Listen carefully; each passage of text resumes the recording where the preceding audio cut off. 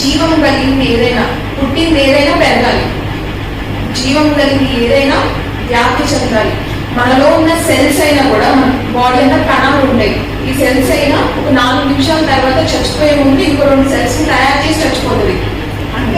అంతేకాదు శ్రమ, ఓర్పును, పరీక్షను, నిరీక్షణను కలుగు చేయదని ఎరిగి శ్రమయందును అతిశయపడుతుంది. అయితే ఇప్పుడు మనము ప్రాయశ్చితం పొందితే, మారు మనసు పొందితే, రక్షింపబడితే, యేసుక్రీస్తుని అంగీకరిస్తే మనకి ఈ 4 స్టేషన్స్ ఉంటాయంట. 4 స్టేషన్స్ అంటే ఇప్పుడు మనము ఒక ప్రయాణం, ఒక ట్రైన్లో వెళ్తున్నాము. ఒక స్టేజ్ నుంచి ఇంకో స్టేజ్కి వెళ్ళాలి. దానిలో మనకి స్టేషన్స్ అనేవి వస్తాయి కదా, స్టాప్స్ అనేవి వస్తాయి. అలాగే ఇక్కడ మనకి 4 స్టేషన్స్ ఉన్నాయి.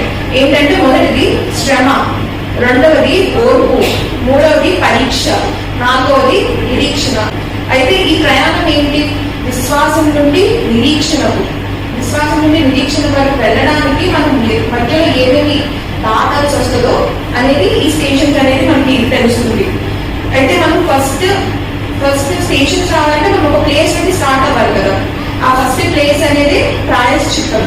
ప్రాయశ్చిత్తం ఒక ఎగ్జాంపుల్ చెప్పాలంటే, ఇప్పుడు నేను ఈ మైక్ విరగొట్టేశాను, నన్ను ఏమడుగుతారు? డబ్బులు కట్టమని అడుగుతారా? అంటే చర్చ్ అడగకపోయినా నార్మల్గా అడుగుతారు కదా, డబ్బులు కట్టమని అడుగుతారు.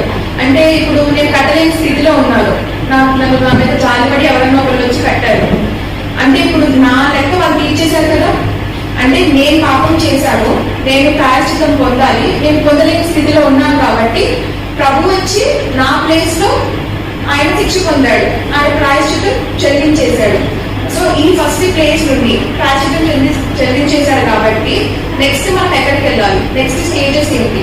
ప్రాయశ్చిత్తం నుండి మనము శ్రమంలోకి అంటే పోరాటాల్లోకి వస్తాం.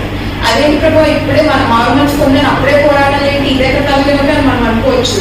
కానీ పోరాటం అనేది చాలా మంచిది. ఎలా అంటే మారుమనసు పొందిన తర్వాత యేసుప్రభు వచ్చి నాలో ఉంటాడు. యేసుప్రభు అప్పుడే కృపాశంలో ఉంటాడు, కానీ ఆయన ఒక మీడియేటర్ని పంపిస్తాడు నా దగ్గరికి. ఎవరైనా? పరిశుద్ధాత్ముడు. పరిశుద్ధాత్మ దేవుని నాలో పంపిస్తాడు.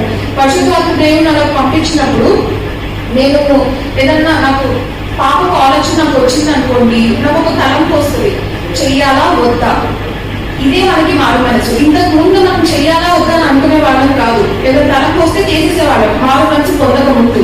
కానీ పొందిన తర్వాత చెయ్యాలా వద్దా, దేవుడు ఏమనుకుంటాడు, నేను మారు మనసు పొందాను కదా, ఇది కరెక్టేనా అని ఆలోచన మనకు వస్తుంది కదా. ఏదన్నా చెడ పని చేసిన తర్వాత